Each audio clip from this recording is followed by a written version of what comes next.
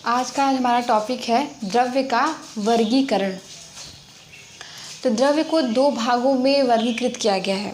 पहला द्रव्य का भौतिक वर्गीकरण और द्रव्य का रासायनिक वर्गीकरण। तो द्रव्य का जो भौतिक वर्गीकरण है वो भौतिक अवस्था के आधार पर किया गया है। जैसा हम जानते हैं कि स्टेट का 3 पार्ट होता है, सॉलिड, लिक्विड और गैस, यानी ये द्रव्य का भौतिक वर्गीकरण है। ठोस में आप जानते ही हैं कि क्या आता है, नमक, बर्फ, धातुएं आपकी ठोस। द्रव में आपका लिक्विड है, जल है, दूध है, तेल है। द्रव हो गया गैस, हाइड्रोजन, ऑक्सीजन जो आप सांस लेते हैं। तो ये भौतिक वर्गीकरण है द्रव्य का। ये सब कॉन्सेप्चुअल चीज़ें बस एक एक पॉइंट में आप लोगों को समझना है, क्योंकि जो पहला चैप्टर है क्लास 11th का, उसमें बस केवल इंट्रोडक्शन दिया हुआ है सारी डिफिनेशन का और कुछ भी नहीं, केवल बेसिक चीज़ें हैं। और द्रव्य का रासायनिक वर्गीकरण है, तो वो द्रव्य का रासायनिक वर्गीकरण भी 3 भागों में बांटा गया है, तत्व, यौगिक और मिश्रण। पहला, तत्व में आपके 3 भाग होते हैं, धातु, अधातु, उपधातु। दूसरा, यौगिक में होते हैं आपके कार्बनिक और अकार्बनिक। और मिश्रण में आपका होता है समांग मिश्रण और विषमांग मिश्रण। तो सबसे पहले तत्व की बात करते हैं कि तत्व सभी शुद्ध पदार्थों के अवयव होते हैं। सभी शुद्ध पदार्थों में आपका तत्व होता है। आप कहेंगे कि शुद्ध पदार्थ क्या है, तो जिसको अन्य अवयवों में अपघटित नहीं किया जा सकता है और जिसका निर्माण सामान्यतः भौतिक तथा रासायनिक विधियों के द्वारा साधारण पदार्थ से नहीं किया जा सकता है। शुद्ध पदार्थ का मतलब होता है जो हमको प्रकृति के द्वारा जो हमको प्राप्त होती है। जैसे आपका सोना हो गया, चांदी हो गया, लोहा है आपका, हाइड्रोजन, ऑक्सीजन, नाइट्रोजन, इन सब आपको मतलब आपके इन्वायरमेंट में है, ठीक है। इनको वह साइंटिस्ट ने खोजा था, ये हमें पहले से ही हमें प्रकृति के द्वारा प्रदत्त है। अधातु में आप कह सकते हैं कि ऊष्मा के कुचालक होते हैं। और उपधातु होता है जो धातु और अधातु दोनों का गुण रखते हैं। अब बात आती है यौगिक की। यौगिक में आपका 2 भाग होता है, कार्बनिक और अकार्बनिक। कार्बनिक यौगिक नाम से स्पष्ट है, जिसमें कार्बन उपस्थित हो। अकार्बनिक अ माने नहीं और कार्बनिक माने कार्बन, यानी जिसमें कार्बन की उपस्थिति ना हो। लेकिन कुछ अपवाद होता है जिसमें ये थोड़ा निगलेक्ट होता है, बट जनरली ये देखा जाता है कार्बनिक यौगिक जिसमें कार्बन उपस्थित होते हैं और अकार्बनिक यौगिक जिसमें कार्बन उपस्थित नहीं होता है। अब बात करते हैं मिश्रण की। मिश्रण का परिभाषा ये होता है कि जब 2 या 2 से अधिक तत्वों या यौगिकों को किसी भी अनुपात में मिलाया जाता है तो जो हमें उत्पाद प्राप्त होता है हम उसको मिश्रण कहते हैं।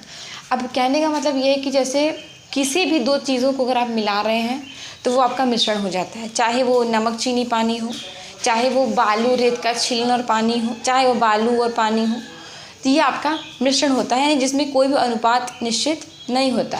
समांग मिश्रण होते हैं जिनमें हमारे पूरे जो कंपोनेंट होते हैं वो पानी में घुल जाते हैं। जैसे आपका नमक है, पानी में डालेंगे तो वो पूरी तरह से घुल जाएगा, तो वो आपका समांग मिश्रण है। चीनी पानी, नमक पानी।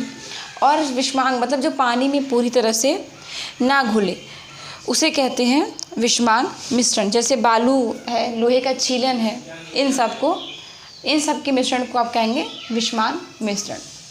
तो ये बात हुई द्रव्य का वर्गीकरण। अब बात आता है आपके कुछ फॉर्मूला है, इसमें आपका एक फॉर्मूला है ग्राम अणुभार।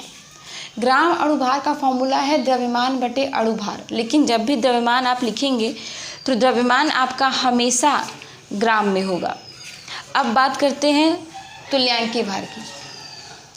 तो तुल्यांकी भार तत्व का होता है, अम्ल का होता है, क्षार का होता है, लवण का होता है, लेकिन सबसे ज़रूरी है आपको अम्ल का और क्षार का आना चाहिए, क्योंकि अगर आप अपने न्यूमेरिकल में आप इन्हीं का प्रयोग करेंगे। तो सबसे पहले हम बात करते हैं कि तुल्यांकी भार है क्या। तो किसी भी पदार्थ का तुल्यांकी भार, कहीं कहीं पे तुल्यांक द्रव्यमान भी लिखा होगा किसी, तो डिफिनीशन कहता है किसी पदार्थ का तुल्यांकी भार अथवा तुल्यांक द्रव्यमान उस पदार्थ के द्रव्यमान अनुसार भागों की वह संख्या है जो हाइड्रोजन के 1.008 भाग से अथवा ऑक्सीजन के 8 भाग से अथवा क्लोरीन के 35.5 भाग से संयोग करता है, उसको आप कहेंगे कि वो उस पदार्थ का तुल्यांकी भार है। जैसे यहाँ पे लिखा है तत्व का तुल्यांकी भार, तत्व का तुल्यांकी भार होता है परमाणु भार बटे संयोजकता। इसे मैंने सोडियम लिया तो सोडियम का परमाणु भार जितना होगा 23 और संयोजकता तो सोडियम पे कितना चार्ज होता है, सोडियम आयन पे 1 चार्ज होता है +1, तो यहाँ पे आप लिखेंगे संयोजकता। तो ये आपका हो गया तत्व का तुल्यांकी भार। अब बात करते हैं अम्ल का तुल्यांकी भार। तो अम्ल का तुल्यांकी भार का सूत्र होता है अणुभार बटे भास्मिकता। अब बात आती है कि अणुभार तो मान लीजिए HCl दिया हुआ है, अणुभार तो आप निकाल लेंगे, हाइड्रोजन का 1, क्लोरीन का 35.5, ठीक है, तो आपका अणुभार आ गया।